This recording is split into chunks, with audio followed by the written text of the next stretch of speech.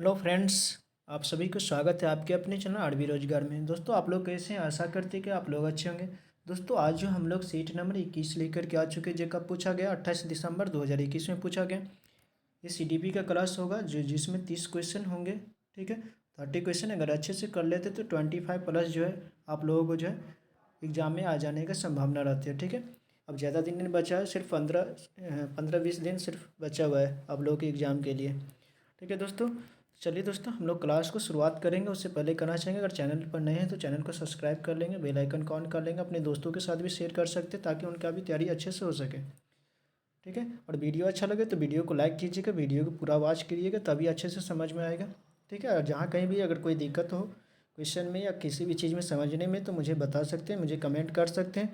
और इस क्लास का पीडीएफ चाहिए, यानी पीवाईक्यू का जो इसका पीडीएफ चाहिए इस सेट का, तो मुझे चैनल यानी टेलीग्राम चैनल से ज्वाइन कर सकते हैं। वहाँ पर आप लोगों को जो है पीडीएफ मिल जाएगा। ठीक है, वहाँ पर पीडीएफ डाला हुआ रहता है। स्क्रॉल करेंगे यानी ऊपर की तरफ जो स्क्रॉल करेंगे तो वहाँ पर आप लोगों को मिल जाएगा। ठीक है, तो वहाँ से टेलीग्राम चैनल को ज्वाइन कर सकते हैं। ठीक है, चलिए दोस्तों हम लोग क्वेश्चन की ओर शुरुआत यानी क्वेश्चन करते हैं। ठीक है, सीडीपी का क्वेश्चन है, बाल विकास एवं शिक्षण शास्त्र का क्वेश्चन है। पहला में दिया गया है कि निम्न में से अगर आप लोगों को जिस किसी भी क्वेश्चन का आंसर पता होगा तो आंसर भी करने का कोशिश करेंगे। ठीक है दोस्तों, देखिए TRE 4 का भी बीपीएससी TRE 4 का भी बीपीएससी TRE 4 का भी TRE 4 आ गया है। ठीक है, इसका भी पीवाईक्यू हम लोग मतलब लाएंगे और आप लोग भी देखने का प्रयास करेंगे, यानी यहाँ से पीवाईक्यू का रिवीजन कर सकते हैं। ठीक है, चलिए हम लोग पहला क्वेश्चन को करने का प्रयास करते हैं। निम्न में से कौन सा जो सिद्धांत है, यानी कौन सा सिद्धांत है यह प्रतिपादित करता है कि विकास जीवन पर्यंत चलने वाली प्रक्रिया है जिसका अंत नहीं है। ठीक है, कौन सा सिद्धांत है जो जीवन पर्यंत चलने वाला, यानी विकास जो है जीवन पर्यंत चलने वाला है। स्वाभाविक सी बात है, विकास कब तक यानी जीवन पर्यंत चलने वाली है जिसका अंत नहीं है। इनमें से कौन सा सिद्धांत है? ठीक है, समरूपता है या एकीकरण है या अंतःक्रियात्मक है या निरंतरता का सिद्धांत, किसका सिद्धांत है? इस क्वेश्चन का यहाँ से एक ऐसे ही पता चल जाता है कि निरंतरता। ठीक है, निरंतरता का मतलब होता है कि निरंतर तक चलने वाली प्रक्रिया है, तो ऑप्शन चौथा सही हो जाएगा, ऑप्शन चौथा। ठीक है, इस क्वेश्चन का आंसर क्या हो जाएगा? ऑप्शन चौथा। ठीक है, निरंतरता का सिद्धांत जो है बताता है कि विकास का यानी विकास जीवन पर्यंत चलने वाला प्रक्रिया है जिसका अंत नहीं है। ठीक है, ऑप्शन चौथा। इसके बाद दूसरा में थोड़ा सा छोटा कर लेते हैं।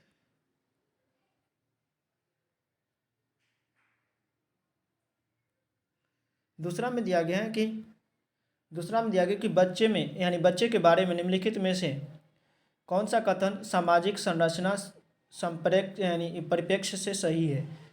पहला दिया गया कि बच्चों के व्यवहारिक यानी व्यवहार को कि अनुभवों के वजह से छोटे वृद्धि से संबंधित परिवर्तनों के रूप में व्याख्या की जा सकती है। ठीक है, दूसरा दिया गया कि बच्चों का व्यवहार पूरी तरह से जीवन के आरंभिक अनुभवों के द्वारा सुनिश्चित किया जाता है।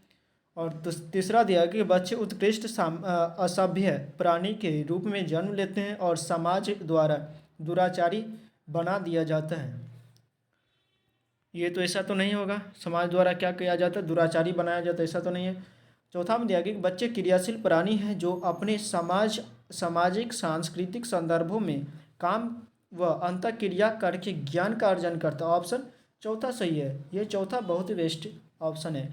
यानी बच्चे क्रियाशील है, कैसा है? क्रियाशील है, क्रियाशील प्राणी है जो अपने सामाजिक सांस्कृतिक संदर्भों में काम व अंतःक्रिया करके ज्ञान का सृजन करते हैं, तो ऑप्शन चौथा सही हो जाएगा, दूसरा का चौथा। ठीक है, इसके बाद तीसरा दिया गया कि खेलते समय बच्चों का एक समूह एक आधुनिक और लोकप्रिय फिल्म के दृश्यों का अभिनय करता है।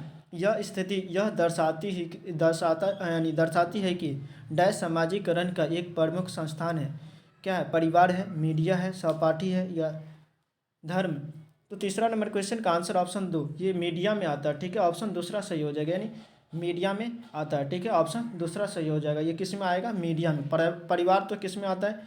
प्राथमिक आता है। ठीक है, यानी पहला में। इसका चौथा में दिया गया है कि जीन पियाजे द्वारा दी गई विशेषताओं के आधार पर विकास के स्तर का मिलान करना है। विकास का स्तर जो दिया गया था जीन पियाजे द्वारा, उसको मिलान करना है। ठीक है, मिलान करके यहाँ पर आंसर देना है। ठीक है, पहला दिया गया कि औपचारिक सक्रियात्मक व्यवस्था। ठीक है, औपचारिक में कैसा होता है, वो कल्पना करने लगता, परिकल्पना और तर्क या अमूर्त चिंतन करने लगता। ठीक है, तो ये हो जाएगा पहला का बी हो जाएगा, पहला का क्या हो जाएगा, बी हो जाएगा। ठीक है, औपचारिक में वो तर्क करने लगता, सोचने लगता। ठीक है, तो पहला का बी कहाँ है, ऑप्शन चौथा में है, ऑप्शन चौथा में है, और ऑप्शन तीसरा में, ए में, इसमें नहीं, ए में नहीं है, डी में नहीं है। ठीक है, इसके बाद दूसरा में क्या दिया गया है कि पूर्व सक्रियात्मक अवस्था। ठीक है, पूर्व सक्रियात्मक अवस्था में क्या करता है, तर्क चिंतन एवं संरक्षण योग्यता। ठीक है, पूर्व सक्रियात्मक में या वस्तुओं की समझ, वस्तु की स्थिरता की समझ आरंभ करना, या प्रतीकों की सोच परंतु संरक्षण नहीं।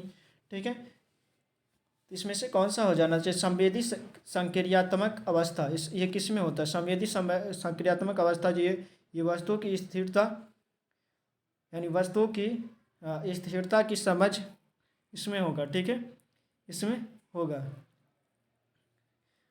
ठीक है, ये किस में होना चाहिए, तो ये इसमें होगा। ठीक है, ये इसमें होना चाहिए। दो का क्या यानी दो का क्या हो जाएगा, दो का नहीं, ये इसमें होगा, यानी डी हो जाएगा। ठीक है, दो का यानी चार का क्या हो जाएगा, यानी ये दो का क्या हो जाएगा, डी, दो का डी। ठीक है, पूर्व सक्रियात्मक अवस्था में क्या होता है, पूर्व सक्रियात्मक अवस्था में बच्चे यानी प्रतीकों की सोच परंतु संरक्षण नहीं, प्रतीकों की सोच करता है लेकिन संरक्षण नहीं कर पाता। ठीक है, कंजर्वेशन का जो है उसमें नहीं रहता है। इसके बाद तीसरा में क्या हो जाएगा, तीसरा का हो जाएगा ऑप्शन पहला, यानी मूत्र सक्रियात्मक अवस्था में क्या होता है कि तर्क पूर्वक चिंतन एवं संरक्षण। ठीक है, इसमें संरक्षण भी करता है और तर्क पूर्वक चिंतन भी करता है। इसके बाद संवेदी क्रियात्मक, ये किस में होता है, ये होता है वस्तु की स्थिरता की समझ प्रारंभ करता है। ठीक है, तो ऑप्शन दूसरा सही हो जाएगा, ऑप्शन दूसरा, ऑप्शन दूसरा। इसके बाद अगला क्वेश्चन, जीन पियाजे के अनुसार सीखने के लिए निम्नलिखित में से क्या सबसे आवश्यक है, सीखने के लिए सबसे ज़्यादा क्या आवश्यक है जीन पियाजे के लिए, पुनर्वलन एवं सजा नहीं, ये तो नहीं होगा।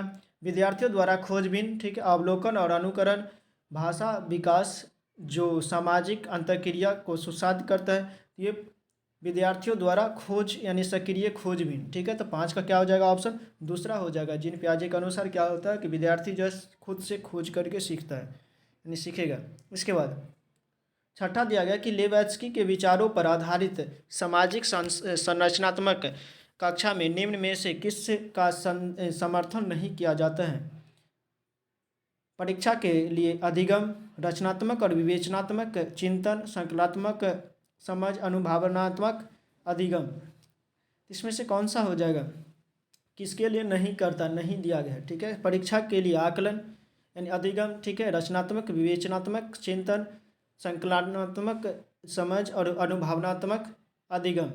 तो छठा का हो जाएगा ऑप्शन पहला सही हो जाएगा, यानी परीक्षा के लिए आकलन, ये नहीं, परीक्षा के लिए परीक्षा के लिए अधिगम दिया गया, ये नहीं, यानी परीक्षा के लिए ही पढ़ेंगे ऐसा नहीं है। ठीक है, ये सिर्फ परीक्षा के लिए पढ़ना, इससे संबंधित नहीं है। ठीक है, तो ऑप्शन पहला सही हो जाएगा, यानी ज्ञान अर्जन के लिए पढ़ना है, ऐसा बताया जा रहा है इसमें। सातवें दिया गया है, सातवां में दिया गया है कि लेवात्स्की के अनुसार बच्चे चिंतन और व्यवहार करने के तरीके कैसे अर्जित करते हैं जिससे समुदाय की संस्कृति का निर्माण होता है, सामाजिक अंतःक्रिया द्वारा, सामाजिक अंतःक्रियाओं द्वारा, या निष्क्रिय होकर या उद्दीपक द्वारा। ठीक है, नहीं, निष्क्रिय द्वारा नहीं, या पुनर्बलन द्वारा भी नहीं, उद्दीपन द्वारा नहीं। ठीक है, ये होता है सामाजिक अंतःक्रियाओं द्वारा। ठीक है, समाज में जैसे देखते हैं उससे क्या करते हैं, वो अनुकरण करते, शिक्षित यानी ज्ञान को अर्जित करते हैं। ठीक है, सात का क्या हो जाएगा, ऑप्शन पहला सही हो जाएगा। इसके बाद अगला क्वेश्चन आठ में दिया गया है,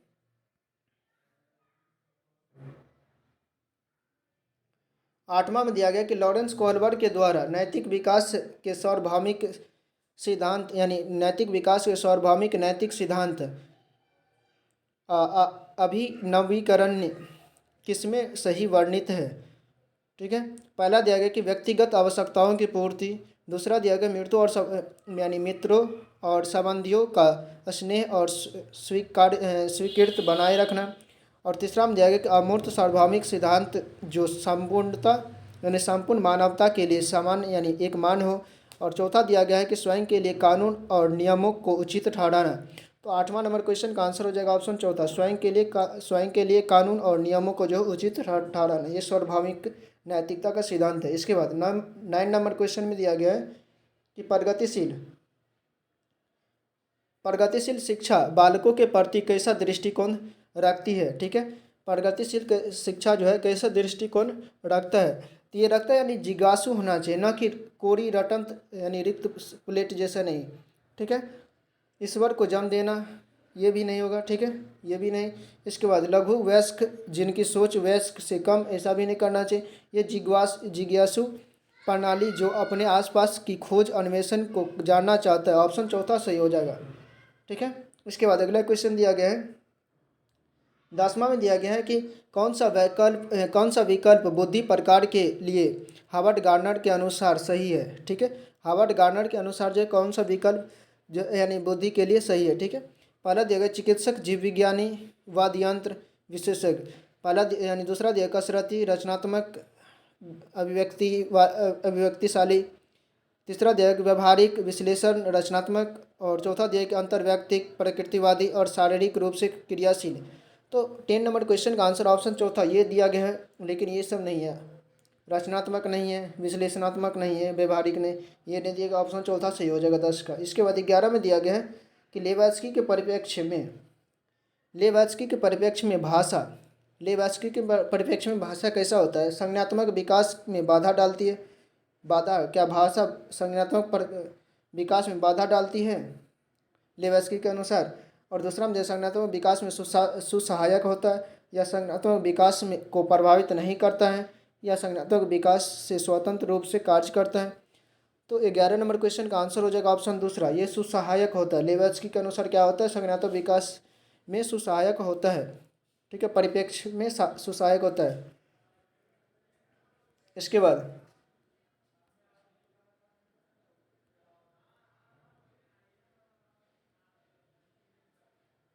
इसके बाद 12 में दिया गया है कि एक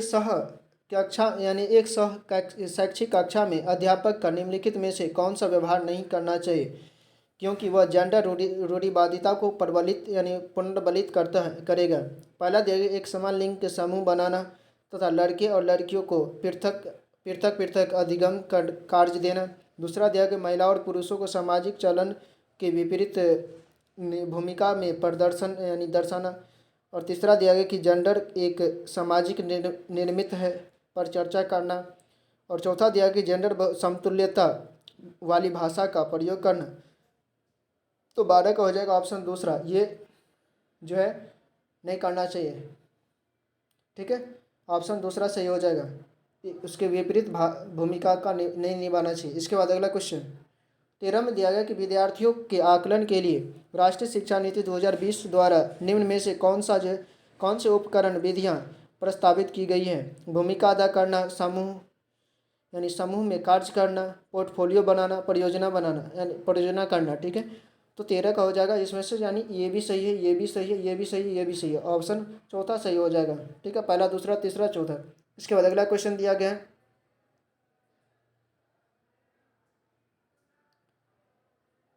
14 में दिया गया है कि विद्यार्थियों द्वारा कक्षा में मातृभाषा के इस्तेमाल के संदर्भ में कौन सा कथन जो है सही है। पहला दिया गया कि स्कूल को सारी कक्षाओं में केवल एक मानक भाषा का इस्तेमाल करना चाहिए, नहीं।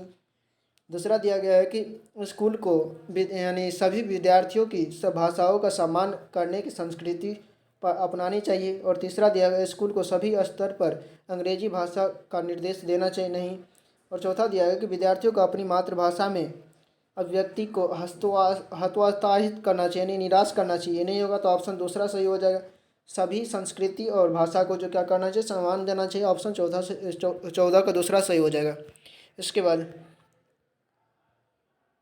15 में दिया गया कथन ए में दिया गया कि एक अध्यापक को अपनी कक्षा में बच्चों के सामाजिक सांस्कृतिक संदर्भों की यानी संदर्भों को प्रधानता देते हुए एक सांस्कृतिक रूप से उत्तरदायी शिक्षण शास्त्र को अपनाना चाहिए। तर्क में दिया गया कि विद्यालयों को एक संरक्षित एक रूप पाठ्यक्रम का अनुसरण करना, ठीक है। इसमें से करा कौन सा सही हो जाएगा? सही है और हाँ करना चाहिए। और कक्षा व्यक्तिगत भिन्नताओं पर गौर नहीं करना चाहिए, ठीक है। तो 15 नंबर क्वेश्चन का आंसर कौन सा सही हो जाएगा? तो ये हो जाएगा ऑप्शन तीसरा, पहला सही है और दूसरा ये कथन जो यानी आर जो था वो गलत था। ऑप्शन तीसरा सही हो जाएगा। इसके बाद अगला क्वेश्चन दिया गया है, गुणज वैफल्य की पहचान करें। गुणज वैफल्य की पहचान गणन कौशल, क्षमता, संख्याओं व गणितीय तथ्यों को समझने में भी दिक्कत, ठीक है।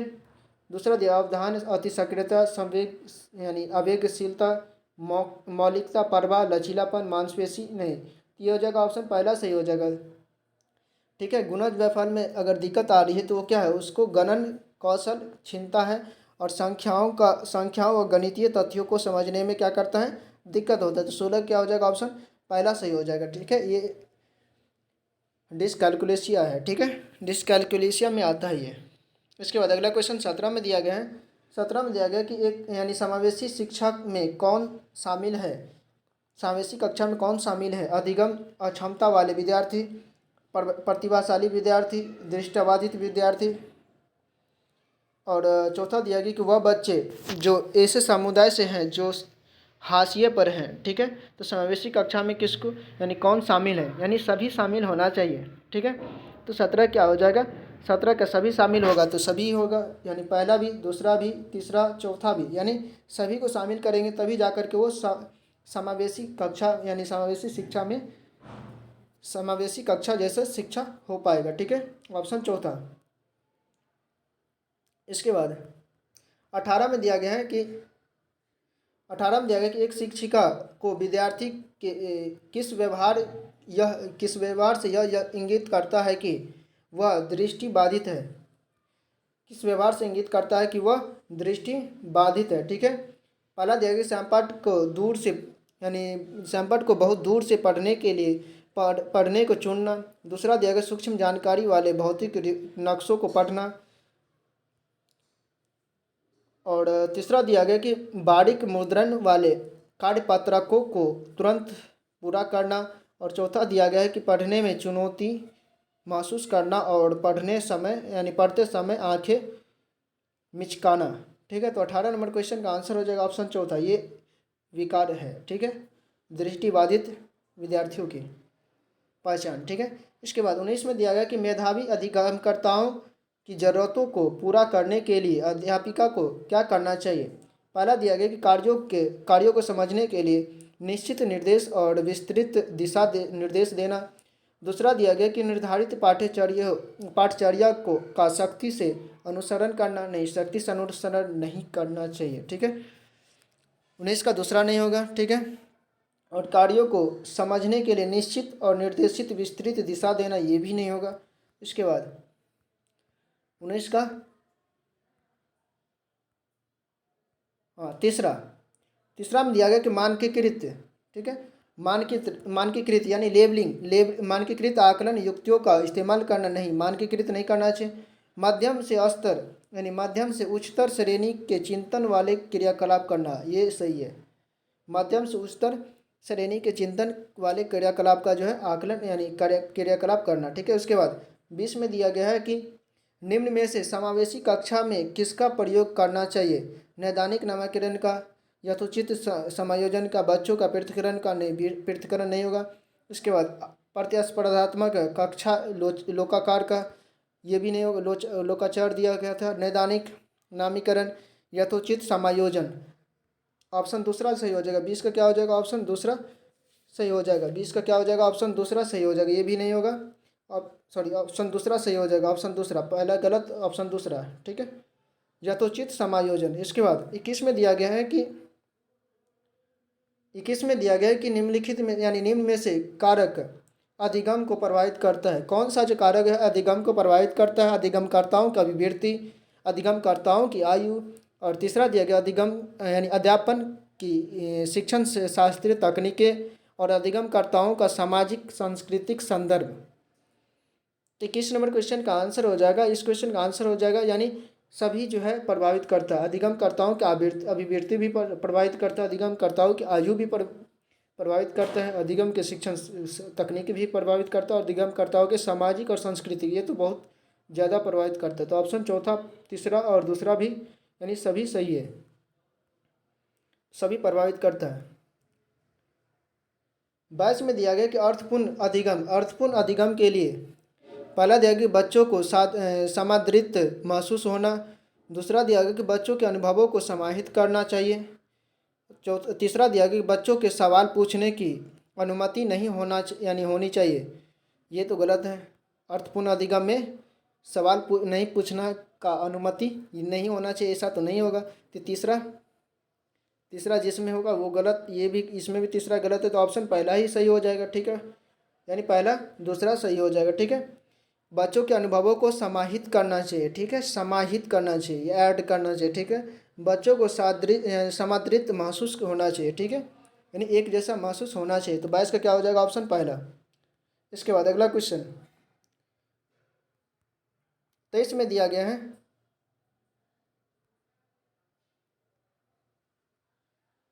23 में दिया गया है कि विद्यार्थियों द्वारा अधिगम की प्रक्रिया के दौरान की गई त्रुटि पर एक माध्यमिक विद्यालयी स्तर के प्राधान्य यानी अध्यापक को कैसी प्रतिक्रिया देनी चाहिए। ठीक है, उन्हें गलतियों के लिए तुरंत संशोधित करना चाहिए। ठीक है, दूसरा दिया गया है कि किसी सहपाठी को विद्यार्थी की त्रुटियों को संशोधित करने के लिए कहना चाहिए, और तीसरा दिया गया कि विद्यार्थियों को अपनी स्वयं की त्रुटि को पहचानने और उन पर काम करने के लिए अवसर देना चाहिए। तो 23 नंबर क्वेश्चन का आंसर ऑप्शन तीसरा जो है, स्वयं को खोजना चाहिए कहाँ पर उनको त्रुटि हुआ है यानी गलती हुआ है, और उनको खोज करके खुद से जो है उनको सॉल्व करना चाहिए यानी सुधारना चाहिए। उसके बाद नहीं होगा तब जा कर के एक फैसिलिटेटर के रूप में टीचर से सही करवाना चाहिए। ऑप्शन तीसरा। इसके बाद 24 में दिया गया है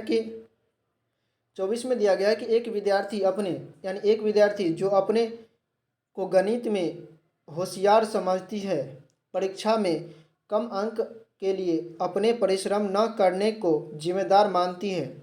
यह तर्क क्या है यानी क्या दर्शाता है? नियंत्रण का आंतरिक केंद्र, दूसरा दिया गया अधिगम असहायता, तीसरा दिया गया कि नियंत्रण के बाह्य कारक, और चौथा दिया गया कि उसकी अपनी योग्यता में अविश्वास। ठीक है, तो 24 का आंसर हो जाएगा ऑप्शन पहला सही हो जाएगा, यानी नियंत्रण का आंतरिक केंद्र। ठीक है, नियंत्रण का आंतरिक केंद्र हो जाएगा। आमतौर पर यह दर्शाता है कि शैक्षणिक सफलता या विफलता के कारणों से को कैसे समझते हैं।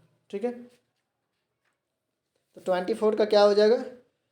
24 का हो जाएगा ऑप्शन ए सही हो जाएगा, यानी नियंत्रण का आंतरिक केंद्र। ठीक है, योग्यता में अविश्वास तो नहीं होगा, योग्यता में अविश्वास नहीं है, उन्हें विश्वास है, लेकिन वो कौन सा विश्वास है? ठीक है, उनके परिश्रम पर विश्वास है, लेकिन ऐसा विश्वास नहीं है, वो मतलब कि उस तरह का विश्वास नहीं है, निगेटिव विश्वास है। ठीक है, इसके बाद अगला क्वेश्चन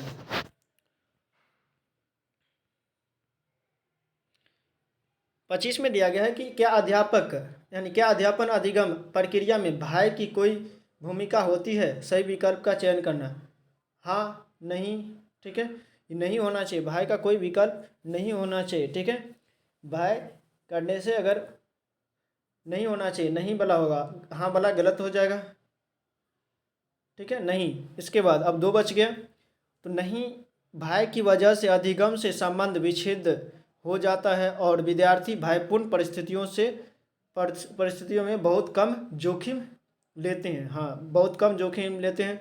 इसके बाद भाई एक संवेग है, इसलिए संज्ञान से संबंधित नहीं है, ये भी गलत है। ऑप्शन दूसरा सही हो जाएगा, ऑप्शन दूसरा। ठीक है, 25 का क्या हो जाएगा? ऑप्शन दूसरा। ठीक है, इसके बाद अगला क्वेश्चन 26 में दिया गया है कि कथन एक में दिया गया है, ए में दिया गया है कि अध्यापक को बच्चों में अधिसंज्ञान का अपने ही चिंतन के बारे में सोचने की योग्यता के विकसित करने पर बल और बढ़ावा देना चाहिए। तर्क में दिया गया कि अधिसंज्ञानात्मक ज्ञान बच्चों को अपने चिंतन को नियंत्रित करने में मदद करना चाहिए।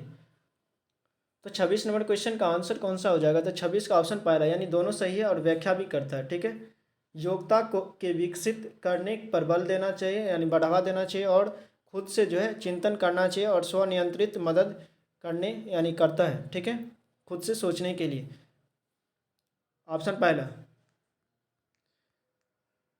इसके बाद 27 में दिया गया है कि इनमें से कौन सी विधि अर्थपूर्ण अधिगम के लिए प्रभावशाली यानी सबसे प्रभावशाली है? रटंत नहीं, रटंत रटकर याद करना, निष्क्रिय ये भी नहीं, निष्क्रिय श्रवण। ठीक है, संयोजन के माध्यम से समझना, ड्रिल और बार बार अभ्यास ये भी नहीं है, संयोजन के माध्यम से समझना। 27 का हो जाएगा ऑप्शन, 27 का हो जाएगा ऑप्शन तीसरा। ठीक है, ऑप्शन तीसरा, संयोजन के माध्यम से सीखना यानी संयोजन के माध्यम से समझना, ऑप्शन तीसरा। उसके बाद 28 में दिया गया है कि विद्यार्थी अक्सर प्राकृतिक घटनाओं के बारे में अंतर्ज्ञान सिद्धांत रच लेते हैं, अंतर्ज्ञान सिद्धांत रच लेते हैं। एक अध्यापक को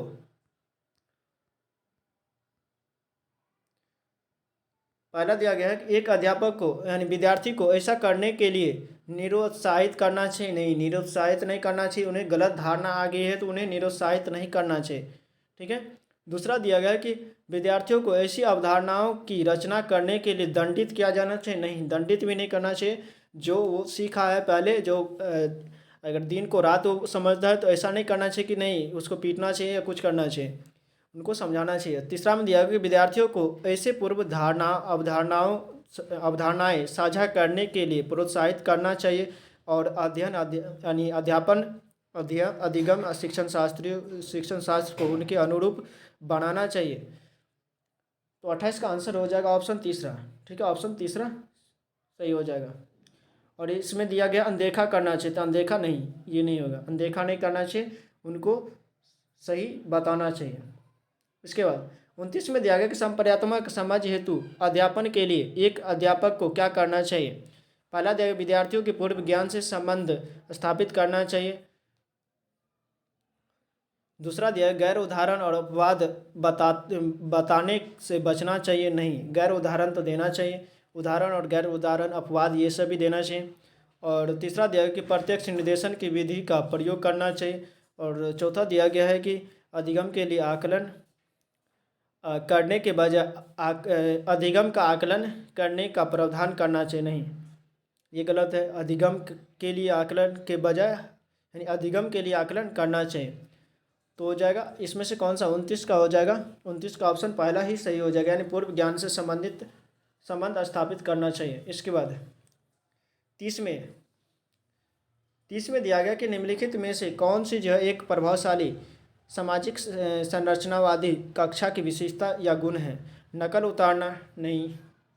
इसके बाद दूसरा दिया गया कि किसी समस्या तक पहुंचने और उसका समाधान निकालने की केवल एक ही प्रक्रिया पर जोर देना, नहीं, यानी एक ही तरह के फार्मूला या जो भी चीज़ हो उसको यूज करना चाहिए। ठीक है, तीसरा दिया गया है कि बच्चों को प्रोत्साहित किया जाता है कि वे चुपचाप सुने और पुनरावृत्ति प्रत्यास्परण पर जोर दें, ये भी नहीं। उसके बाद सामूहिक कार्य और सामूहिक समस्या समाधान को प्रोत्साहित करना चाहिए। ऑप्शन चौथा सही हो जाएगा, ऑप्शन चौथा।